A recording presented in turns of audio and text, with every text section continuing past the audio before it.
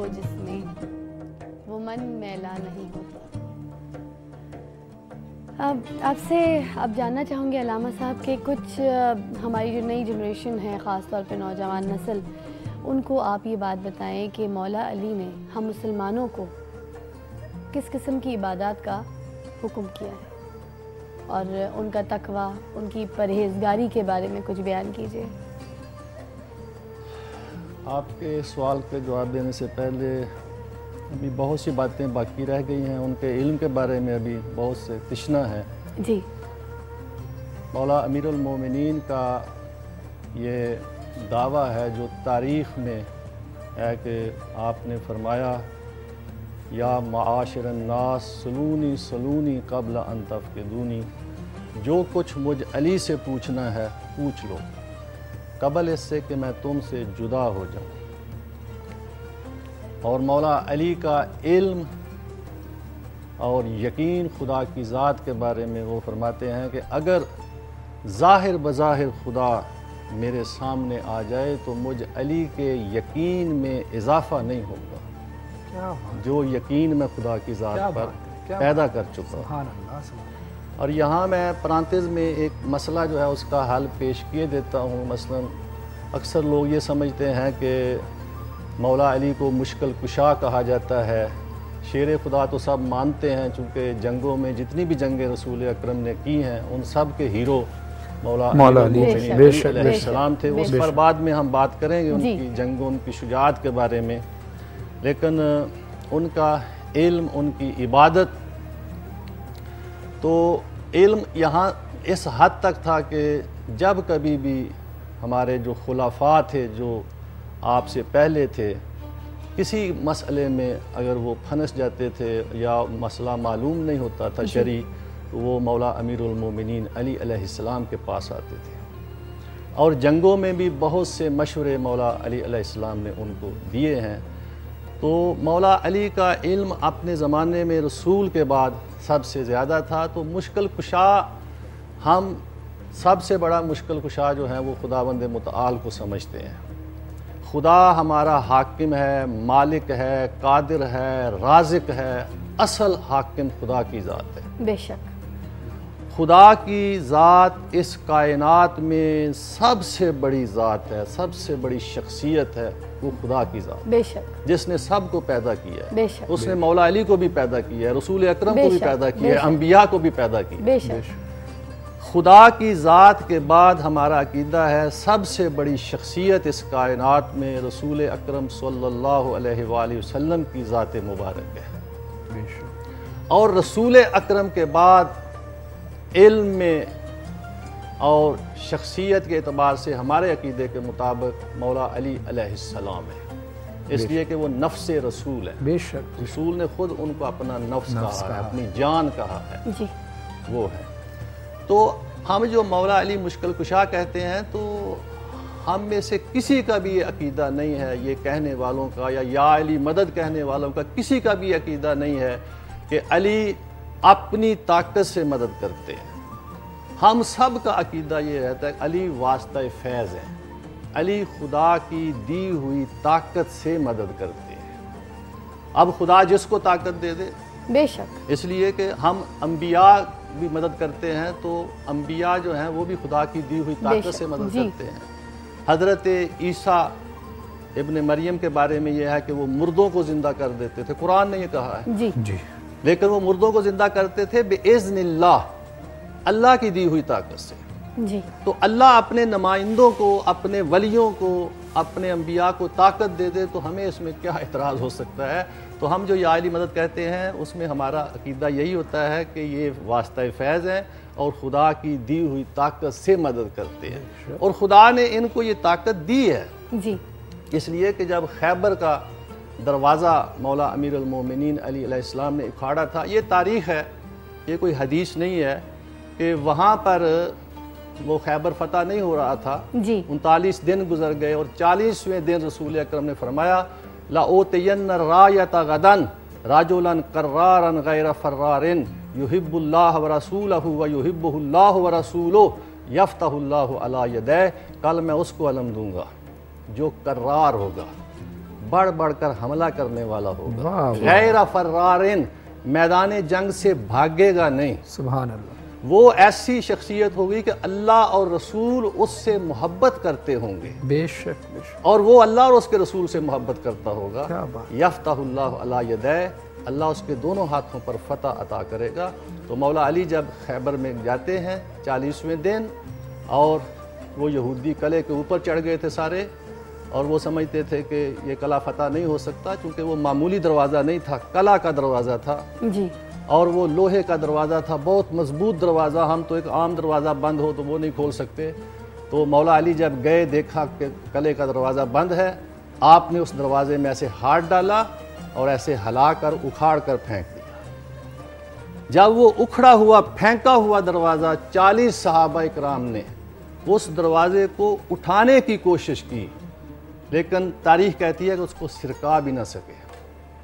फिर वो मौला अली के पास आए, उन्होंने कहा कि या अली, इतना वज़नी दरवाज़ा, ये आहनी दरवाज़ा आपने कैसे उखाड़ लिया? और नादे अली भी फिर इसी में आई। तो उस वक़्त मौला अली ने यह जुमला फरमाया, मा कला तो बाबा खैबरिन मिन कुव्वतिल जिस्मानिया बल मिन कुव्वतिल रब्बानिया। मैंने ये खैबर का दरवाज़ा अपनी मामूली जिस्मानी ताकत से नहीं उखाड़ा, मैंने रब्बानी ताकत से उखाड़ा है।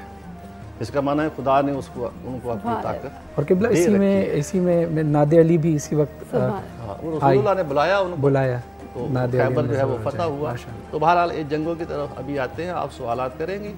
तो मौला अली की इबादत, खुदा के हुजूर में मौला अली के बारे में मिलता है तो वो महराब इबादत में ऐसे खुदा के खौफ से कांपा करते थे और ऐसे वो गड़गड़ा कर गिरिया किया करते थे जैसे मार गजीदा शख्स रो रहा हो खौफ खुदा में, और कहते थे ज़ादे राह कम है और सफ़र बड़ा तवील है। ये मार्फत थी, ये इबादत थी। और फरमाते हैं जैसे हम बाद दफ़ा इबादत करते हैं, मौला अली का ये फरमान है कि बाज़ लोग, क्योंकि इबादत के बारे में आपने फरमाया कि मौला अली की इबादत कैसी थी जी, ये हम सब के लिए नमूना अमल होना चाहिए, इसलिए कि वो रसूल के शागिर्द हैं और वो बाब है मदीनातुल इल्म के, लिहाजा जो वो फरमाएंगे, जैसी इबादत वो कहेंगे, वही लायक सताइश है और वही अल्लाह को ज़्यादा जो है पसंद है। तो मौला अली फरमाते हैं कि बाज़ लोग अल्लाह की इबादत इसलिए करते हैं ताकि वो जन्नत में चले जाएं। ठीक, जन्नत के लालच में खुदा की इबादत करते हैं। फरमाते हैं ये ताजराना इबादत है। ताजराना इबादत, अच्छा। इसलिए कि लोग तिजारत करते हैं नफ़े के लिए जी, तो हम भी जो है जन्नत में जाने के लिए खुदा की इबादत करें, तो ये ताजराना इबादत। अच्छा। और बाज़ लोग अल्लाह की इबादत करते हैं उसके खौफ की वजह से कि जहन्नम में ना चले जाएं जी, आग में ना जल जाएं, तो ये गुलामाना इबादत है। अच्छा। इसलिए कि गुलाम भी अपने आका का हुक्म इसलिए मानता है ताकि उसको मार ना पड़े, तो हम भी इसलिए इबादत करें कि हम जहन्नम में ना जाएं, हमें मार ना पड़े, तो ये है गुलामाना इबादत। ठीक। और फरमाते हैं कि एक इबादत वो है कि इंसान इस तरह इबादत करे, इसलिए इबादत करे कि वो लायक इबादत है। क्या मौला फरमाते हैं मा अबत्तो का, ये मुनाजात है मौला अमीरुल मोमिनीन के, जो खुदा की बारगाह में बैठे हुए जब पेश करते थे। मा अबत्तो का खौफन मिन नारिक वला तमअन फी जन्नतिक बल वजदतो का अहलन लिल इबादा। मैं खुदाया, मैं तेरी इबादत ना तेरी जन्नत के शौक़ में करता हूँ, न तेरी जहन्नम के खौफ से करता हूँ। मैं अली तेरे सामने इसलिए झुकता हूँ कि तू लायक इबादत है। बहुत। अब ये मेयार है मार्फत का कि वो लायक है इसकी, उसकी इबादत की जाए, ये है इबादत का मेयार। अच्छा, अल्लामा साहब ज़रा बताइएगा कि हज़रत अली के आगे करम अल्लाह वजह क्यों लगाया जाता है, जबकि बाकी जो सहाबा हैं उनके आगे रज़ी अल्लाह ताला अन्हा लगाया जाता है? मौला अली अलैहिस्सलाम के लिए करम अल्लाह वजहहू की जो इस्तिलाह इस्तेमाल होती है और दूसरे सहाबा किराम के लिए रज़ी अल्लाह ताला अन्हु इस्तेमाल होता है, वो इसलिए कि मौला अली रसूल अकरम ने जब ऐलान नबुव्वत किया है जी, तो आप उस वक़्त बच्चे थे, तो मौला अली की पेशानी कभी भी ऐलान नबुव्वत से पहले भी जी बुतों के सामने नहीं झुकी। क्या बात है, वाह वाह वाह। बाकी जितने भी लोग हैं वो मुसलमान हुए हैं, पहले बुत परस्त थे, बाद में मुसलमान बन गए, लिहाजा उनकी पेशानियाँ बुतों के सामने झुकती रही हैं। लेकिन मौला अली वो वाहिद शख्सियत है रसूल अकरम के बाद कि जिनकी ना रसूल अकरम ने कभी बुत परस्ती की और ना मौला अली ने की, जो उनकी आगोश में पले थे। लिहाजा उनके लिए कहा जाता है कर्रमल्लाहु वजहहू, अल्लाह ने उनकी पेशानी को मुकर्रम बनाया है, यानी किसी बुत के सामने नहीं झुकी, झुकी है तो खुदा के सामने। क्या बात है, इसलिए उनको कर्रमल्लाहु वजहहू कहा जाता है। बहुत खूबसूरत तरीके से आपने इस बात की वजाहत की। और उनको मुर्तज़ा भी कहा जाता है, शायद ये सवाल आप ना करें जी। मुर्तज़ा, अली अल मुर्तज़ा जी। रसूल अकरम के बारे में है मुस्तफ़ा जी। मुस्तफ़ा का माना है जिसको खुदा चुन लेता है। जी। खुदा ने अंबिया को चुन लिया, मुस्तफ़ा है। मुर्तज़ा का माना है जिस पर खुदा राजी हो गया हो। ठीक। अली का कोई अमल ऐसा नहीं है जो खुदा की मंशा के खिलाफ हो। अली ने इब्तिदाई ज़िंदगी से लेकर आखिर तक जितने भी आमाल किए हैं वो खुदा की मर्जी के मुताबिक किए हैं, अपनी ख्वाहिश के मुताबिक नहीं किए। आप जंग खंदक का वाक़या देखें कि जब अमर बिन अब्दवद जो मुशरकीन का सबसे बड़ा बहादुर सिपा सलार था, वो खंदक पार करके आ जाता है और वो ललकारता है मुसलमानों को, रसूल अकरम से ये कहता है कि तुम तबलीग करते हो अपनी फ़ौज में कि जो जंग में मारा जाता है वो शहीद होता है, जो बच जाता है वो गाजी होता है। आओ मेरी तलवार शहादत का रास्ता बनी हुई है, तुम में से कोई जन्नत में जाना चाहता है तो उठे। रसूल अकरम ने फरमाया मन लिहाजल कल्ब, कौन है इस सगे नापाक के लिए, कौन है इस कुत्ते की ज़ुबान को बंद करे। कोई नहीं उठा था सिवाय मौला अली के। आपने बिठा दिया, कहा कौन है इसकी ज़ुबान को बंद करे, इसका जवाब दे। कोई नहीं उठा सिवाय अली। तीसरी बार जब रसूल ने फरमाया तो इस शान से लाफता की जवानी सामने आई कि रसूल से इनकार ना बन सका। तो मौला अली उसके मुकाबले में जाते हैं और उसको गिराते हैं, उसका सर काटना चाहते हैं। सुनने वाली बात यह है, जो मैं उनके खुलूस की बात कर रहा हूँ, उसका सर काटना चाहते हैं। उसने लाब दहन से बेअदबी की, मौला अली के चेहरा अक़दस पर थूक दिया उसने। मौला अली ने छोड़ दिया उसको, मौला अली को ज़ाती गुस्सा आ गया, छोड़ दिया। इधर उधर टहले, दोबारा वो खड़ा हो गया, फिर लड़े, फिर उसको गिराया, उसका सर काटा। सर काट कर जब वापस आ रहे थे तो सहाबा किराम ने सबसे पहला सवाल अली से ये किया कि या अली, जब इतना बड़ा मद्दे मुकाबल काबू में ले लिया था तो फिर क्यों छोड़ा था, पहली मरतबा क्यों छोड़ दिया था आपने। तो आपने फरमाया कि जब मैं उसका सर कलम करना चाहता था उसने लाबे दहन फेंका, मुझे अली को ज़ाती गुस्सा आ गया और मैं अली ये नहीं चाहता था कि अपने ज़ाती गुस्से में उसका सर कलम करूं, और वो तलवार जो राह हक में चल रही थी उसमें मुझ अली के ज़ाती गुस्से की अमेज़श हो जाए। क्या बात है।